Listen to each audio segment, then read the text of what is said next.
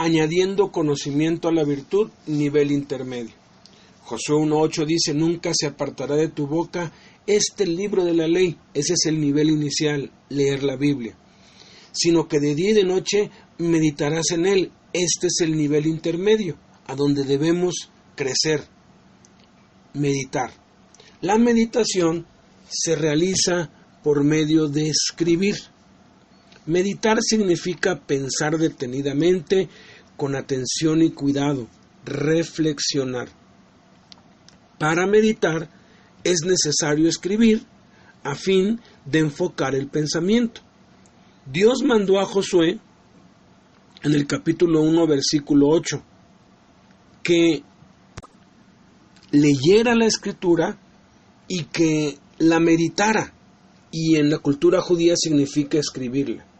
Josué obedeció al pie de la letra.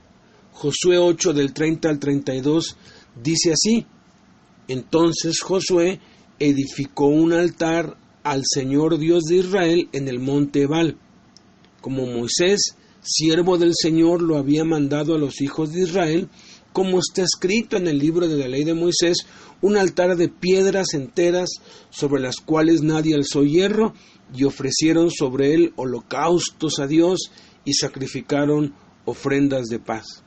También escribió allí sobre las piedras una copia de la ley de Moisés, la cual escribió delante de los hijos de Israel. La versión popular dice, Josué grabó en las piedras del altar. Los judíos adquirieron la disciplina y la costumbre de escribir la escritura en pieles de generación a generación y eran muy celosos y dedicados a eso. Por eso Dios les confió su palabra para que la preservaran para nosotros. Pero, ¿cómo sabemos que la misma escritura que tenemos hoy es la de hace 4000 años? Gracias a los rollos del Mar Muerto que fueron hallados casualmente en 1947 por un pastor beduino que buscaba en el desierto de Judea a una de sus cabras perdidas, revisando las cuevas del lugar. En una de ellas halló una vasija en cuyo interior había manuscritos de 2000 años de edad. En cuevas cercanas fueron hallados luego más rollos. Son unos 900 manuscritos en total que debieron ser armados a partir de unos 15,000 fragmentos diferentes. El clima extremadamente árido de la zona hizo posible la preservación de este tesoro histórico, considerado el mayor hallazgo arqueológico del siglo XX. Los rollos son un palpable testimonio de que las escrituras del Antiguo Testamento se han transmitido con fidelidad extraordinaria a lo largo de los siglos. Dios nos manda que escribamos su palabra. En Apocalipsis 2:1 el Espíritu Santo dice escribe, en el versículo 8 dice escribe, en 2:12 dice escribe, en 3:1 dice escribe, en 3:7 dice escribe, en 3:14 dice escribe. Los primeros cristianos escribían una copia de las Escrituras para ellos mismos. Eso, aunado a su ferviente disciplina y pasión por la oración, fue el secreto de su poder espiritual. Cuando dice aquí, escribe al ángel, ángel significa mensajero. Debido a que había persecución, se asignaba un mensajero, ángel, en cada iglesia para que llevase y trajese comunicación de y a la iglesia. Ese ángel, ese mensajero, ángel en griego significa mensajero, recibía la carta y la llevaba a la iglesia en casa y la leía en público, en voz alta, mientras los hermanos, y por lo menos otros 10 ángeles o mensajeros de otras iglesias, escribían palabra por palabra con su puño y letra. Al siguiente día, los otros mensajeros repetían el proceso en sus propias iglesias, a las cuales acudían mensajeros o ángeles de otras iglesias con el mismo propósito, escribir la carta y transmitirla para que otros la escribiesen. Cuando la persecución de Roma cesó, se hallaron millones de copias a mano del Nuevo Testamento. Cada creyente escribía una copia para sí mismo. Ahora, tenemos que entender que somos reyes por la sangre de Cristo. En Apocalipsis 1:6 dice que nos hizo reyes y sacerdotes para Dios su Padre. Cuando Jesús murió en la cruz y derramó su sangre, no solamente consumó su amor por nosotros y el perdón de nuestros pecados, como dice en Apocalipsis 1:5, sino que también nos hizo reyes y sacerdotes. Somos reyes por la sangre de Cristo. No dice la Escritura que vamos a llegar a ser reyes o que si nos esforzamos lo suficiente podremos llegar a serlo. No, somos reyes por derecho de nacimiento, pues al recibir a Cristo fuimos hechos hijos de Dios, herederos y por lo tanto reyes. Sin embargo, así como en un reino terrenal los hijos del rey tienen que aprender a reinar, así también nosotros en el reino de Dios.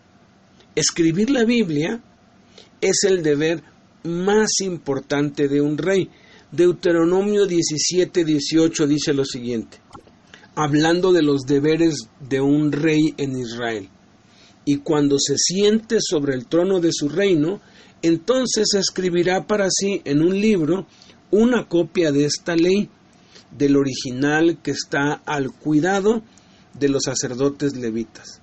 Ni siquiera los reyes de Israel estaban exentos de su máxima responsabilidad.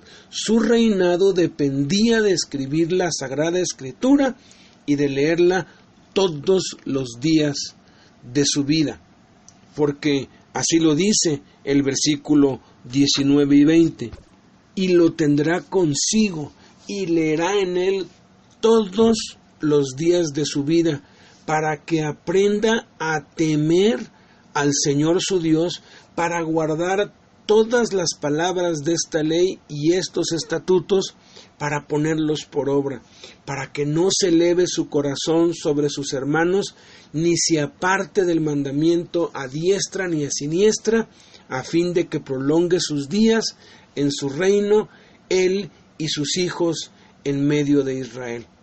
Aquí tenemos 7 beneficios de escribir la Biblia. El primer beneficio de escribir la Biblia es que aprendemos el temor de Dios.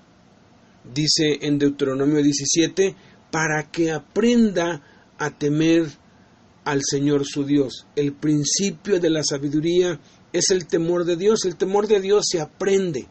Entonces, al nosotros escribir la Biblia, aprendemos el temor de Dios.